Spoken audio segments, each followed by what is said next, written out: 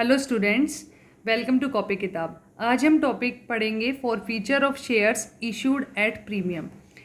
अभी तक हमने पढ़ा है कि जब हम शेयर फॉरफिट कर रहे थे तो वो वाले शेयर्स हमने पार पे इशू किया था। मतलब अगर शेयर की फेस वैल्यू 100 रुपीज़ है तो मैंने 100 पे ही शेयर को इशू किया और ऐसा शेयर हमारा फॉरफिट हो जाता है। अब हम क्या करेंगे, जिस शेयर को हमने प्रीमियम पे इशू किया था ऐसे शेयर को फॉरफिट करने की एंट्री समझेंगे। तो इसमें दो केस होता है कि आपका प्रीमियम अभी ड्यू था, उससे पहले ही आपका शेयर फॉरफिट हो गया, या फिर कंपनी ने आपसे प्रीमियम रिसीव कर लिया है और अब उसके बाद आपका शेयर फॉरफिट हुआ है। मतलब किस स्टेज पे आपका जो शेयर फॉरफिट हो रहा है, इसके बेसिस पे हमने दो केस बनाए हैं यहाँ पे। पहला केस है when premium on forfeited shares become due but is not received. तो इसमें क्या होगा कि जो प्रीमियम है फॉरफिटेड शेयर पे वो ड्यू तो हो गया है बट हमने रिसीव नहीं किया है। ठीक है, मतलब हम समझेंगे इलस्ट्रेशन नंबर 45 के हेल्प से। ठीक है, एस लिमिटेड एक कंपनी है जो 5000 शेयर्स इशू करती है। एक शेयर का प्राइस है ₹100 each at a premium of ₹10 each payable as follow. 5000 shares S limited issue करती है, एक शेयर का प्राइस है ₹100 और ₹10 के प्रीमियम पे कंपनी उसे इशू करती है। एप्लीकेशन पे कंपनी डिमांड करती है ₹30, अलॉटमेंट पे ₹40 इंक्लूडिंग प्रीमियम। इसका मतलब ₹30 यहाँ पे अलॉटमेंट मनी है और ₹10 का प्रीमियम है। ठीक है, on first and final call पे डिमांड करती है कंपनी ₹40।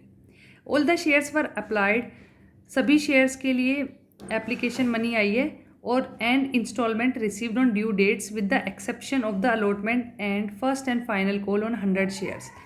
सभी पैसे हमें रिसीव हुए हैं उनकी ड्यू डेट पे, एक्सेप्ट अलॉटमेंट और फर्स्ट एंड फाइनल कॉल हमें रिसीव नहीं हुई है 100 शेयर्स पे। ठीक है, इसका मतलब जिसके पास 100 शेयर्स है उन्होंने अलॉटमेंट मनी भी पे नहीं की है और फर्स्ट एंड फाइनल कॉल भी पे नहीं की है। इसका मतलब अलॉटमेंट हमें रिसीव नहीं हुई है, प्रीमियम रिसीव नहीं हुआ है। ठीक है, तो ये वाला केस बन गया ना, when premium on forfeited share became due but is not received, कि ड्यू तो हो गया था तब तक लेकिन हमने रिसीव नहीं किया है। ठीक है, उसके बाद कंपनी क्या करती है, इन शेयर्स को फॉरफिट करके री इशू करती है एट ₹105 पर शेयर। इसका मतलब 100 रुपये का शेयर था वो कंपनी ने फॉरफिट किया, उसके बाद उसे 105 पे री इशू किया, मतलब दोबारा से कंपनी ने सिक्योरिटी प्रीमियम पे ही इशू किया है। ठीक है, तो सबसे पहले जो हम अपनी एंट्री करेंगे वो शेयर एप्लीकेशन मनी को रिसीव करने के लिए करेंगे। तो फर्स्ट एंट्री मेरी होगी bank account debit to share application account. ठीक है, यहाँ पे हम क्या कर रहे हैं, एप्लीकेशन मनी रिसीव कर रहे हैं अपनी। ठीक है, एप्लीकेशन मनी हम रिसीव करेंगे 5000 शेयर्स पे। ठीक है, और एप्लीकेशन अमाउंट कितना है, ₹30 पर शेयर, तो ये हो गया 1,50,000। इसका मतलब मैंने एप्लीकेशन मनी 1,50,000 रिसीव की है। ठीक है, अब मैं अपनी शेयर एप्लीकेशन मनी को शेयर कैपिटल में ट्रांसफ़र कर दूँगी। ठीक है, तो शेयर एप्लीकेशन अकाउंट को मैंने डेबिट किया टू शेयर कैपिटल अकाउंट। तो यहाँ से मैंने 1,50,000 ट्रांसफ़र कर दिया है शेयर कैपिटल में। ठीक है, समझ में आ गया। थर्ड एंट्री होगी अलॉटमेंट को ड्यू करने के लिए। ठीक है, तो अलॉटमेंट को ड्यू करने के लिए हमारी एंट्री होती है share allotment account debit to share capital. लेकिन आपको ध्यान रखना है यहाँ पे कि आपको सिर्फ अलॉटमेंट ड्यू नहीं करनी, अलॉटमेंट के साथ साथ आपको सिक्योरिटी प्रीमियम भी ड्यू करना है। तो यहाँ पे हम पहले लिखेंगे share allotment account debit to share capital account, उसके बाद टू सिक्योरिटीज़ प्रीमियम अकाउंट। ठीक है, तो आप यहाँ पे क्या कर रहे हैं, अलॉटमेंट के साथ साथ अपना सिक्योरिटी प्रीमियम भी ड्यू कर रही हैं। ठीक है, अब देखो शेयर अलॉटमेंट पे कितना अमाउंट ड्यू करना है हमें, 5000 शेयर पे अलॉटमेंट मनी टोटल कितनी है, ₹40। तो 5000 इंटू 40 ये हो गया 2 लाख। ठीक है, इसमें सिक्योरिटी प्रीमियम का अमाउंट कितना है, 5000 शेयर पे ₹10 पर शेयर, तो 50,000 आएगा हमारा सिक्योरिटी प्रीमियम में, बाकी 1,50,000 है हमारा शेयर कैपिटल का अमाउंट। ठीक है, यहाँ तक हो गया। अब मैं एंट्री करूँगी अपनी शेयर अलॉटमेंट को रिसीव करने की। ठीक है, तो यहाँ पे bank account debit to share allotment account. अब मैं अपनी अलॉटमेंट मनी रिसीव कर रही हूँ कितने शेयर्स पे, देखो 5000 शेयर्स पे मैंने ड्यू की थी अलॉटमेंट मनी। अब मैं देखूंगी क्या सभी ने अलॉटमेंट अमाउंट पे किया है, तो तब मुझे पता चलेगा कि 100 शेयर्स पे अलॉटमेंट मनी रिसीव नहीं हुई है। तो 5000 माइनस 100, इसका मतलब जो अलॉटमेंट मनी मुझे रिसीव हुई है वो सिर्फ 4900 शेयर पे रिसीव हुई है इंटू 40। तो 4900 इंटू 40 करेंगे तो आपके पास आएगा 1,96,000। ठीक है, समझ में आ गया।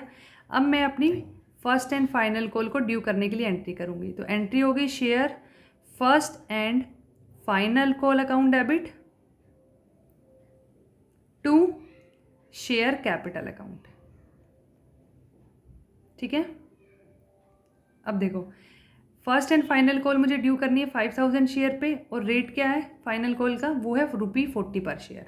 ठीक है, तो 5000 इंटू 40, 2 लाख रुपीज़ मैंने यहाँ पे अपनी फर्स्ट एंड फाइनल कॉल को ड्यू किया है। समझ में आया। अब इसको रिसीव करने की बारी आएगी। तो जब मैं रिसीव करूँगी तो मेरी एंट्री होगी bank account debit to share first and final call. ठीक है, अब इसके बाद मैं ये चेक करूँगी क्या सभी ने मुझे फर्स्ट एंड फाइनल कॉल पे की है। तो मुझे पता चलेगा कि 100 शेयर्स ऐसे हैं जिन पे मुझे first and final call receive नहीं हुई है। ठीक है, तो रिसीव कितने शेयर पे हुई है, 5000 माइनस 100, 4900 शेयर्स पे। किस रेट पे, एट द रेट ऑफ 40 पर शेयर। तो टोटल मुझे 1,96,000 अमाउंट रिसीव हुआ है अपनी फर्स्ट एंड फाइनल कॉल पे। तो यहाँ तक आप कर लेंगे। ठीक है, अब जो मेन एंट्री है हमारी वो होगी शेयर्स को फॉरफिट करने के लिए। अब कंपनी ने यहाँ तक डिमांड कर लिया, उसके बाद कंपनी ने क्या किया, ये 100 शेयर फॉरफिट कर लिए। तो फॉरफिट करने के लिए हम एंट्री करेंगे, तो शेयर कैपिटल अकाउंट को डेबिट करेंगे पहले। ये तो आप अभी तक करते आ रहे हैं। अब यहाँ देखो नंबर ऑफ शेयर्स कितने हैं, 100, और कॉल्ड अप अमाउंट कितना है, 100 रुपीज़ पर शेयर। ठीक है, सिक्योरिटी प्रीमियम को हम अलग से लिखेंगे, तो टोटल आएगा यहाँ पे 10,000। अब यहाँ पे आपको एक चीज़ बहुत इंपॉर्टेंट है जो याद रखनी है, वो ये होती है कि सिक्योरिटी प्रीमियम को हम सेपरेटली लिखेंगे। ठीक है, तो जो सिक्योरिटी प्रीमियम हमने रिसीव नहीं किया है अलॉटमेंट के टाइम पे, उसे हम अलग से लिखेंगे सिक्योरिटीज़ प्रीमियम अकाउंट डेबिट। ठीक है, कितना है सिक्योरिटी प्रीमियम का अमाउंट, 100 शेयर्स पे ₹10, तो ये हो गया 1000।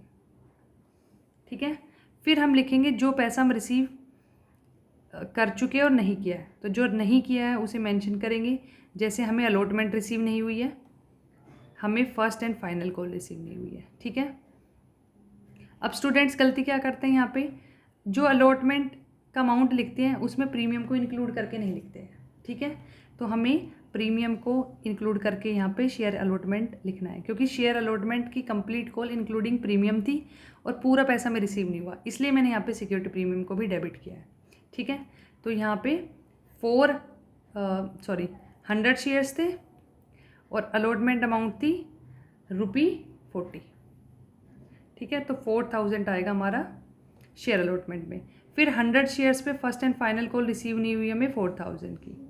ठीक है, अब यहाँ पे 4 फीचर में हम वो अमाउंट लिखेंगे जो हमें रिसीव हुआ है इन 100 शेयर पे। ठीक है, तो 4 फीचर अमाउंट हमें 100 शेयर्स पे सिर्फ एप्लीकेशन मनी रिसीव हुई है, तो 3000 रुपीज़ कंपनी को रिसीव हुआ था इन 100 शेयर्स पे, वो कंपनी ने फॉरफिट कर लिया है। ठीक है, इसके बाद हम एंट्री करेंगे ये जो शेयर्स है 100, इनको रीइशू करने के लिए। तो जब मैंने रीइशू किया तो वो भी मैंने सिक्योरिटी प्रीमियम पे किया है। ठीक है, तो मैंने ये जो 100 शेयर्स है वो किस रेट पे रीइशू किए, 105। इसका मतलब मेरे अकाउंट में कितना पैसा आया, 10,500। ठीक है, कहाँ से आया है, शेयर कैपिटल का अमाउंट कितना है इसमें और सिक्योरिटी प्रीमियम का कितना है वो हमें सेपरेटली लिख के शो करना है। ठीक है, टू सिक्योरिटीज़ प्रीमियम अकाउंट। देखो शेयर कैपिटल में तो ये आएगा number of share into share की फेस वैल्यू। ठीक है, वो है 100 इंटू 100। ठीक है, 10,000 100 शेयर्स पे एट द रेट ऑफ 100 पर शेयर। फिर 100 शेयर्स पे प्रीमियम का अमाउंट है 10, सॉरी यहाँ पे 105 में रीइशू किया तो 5 रुपीज़ का प्रीमियम हो गया। ठीक है, तो ये हो गया 500। ठीक है, हो गया। इसके बाद हम क्या करेंगे, जो ये शेयर फॉर फीचर का अमाउंट है ये अनयूज्ड बचा हुआ है, जो भी अमाउंट है इसे ट्रांसफ़र कर देंगे कैपिटल रिजर्व में। ठीक है, तो share forfeiture account debited to capital reserve account. Amount कितना है? 3000, ठीक है। तो इसमें जो मेन आपको ध्यान रखना था वो यहाँ पे ये था कि सिक्योरिटी प्रीमियम अकाउंट को भी हमें डेबिट करना है अगर हमने प्रीमियम रिसीव नहीं किया है तो, ठीक है। ठीक है, आई होप आपको समझ में आया होगा। अगर कोई भी डाउट है आप मुझसे कमेंट सेक्शन में पूछ सकते हैं। Thank you.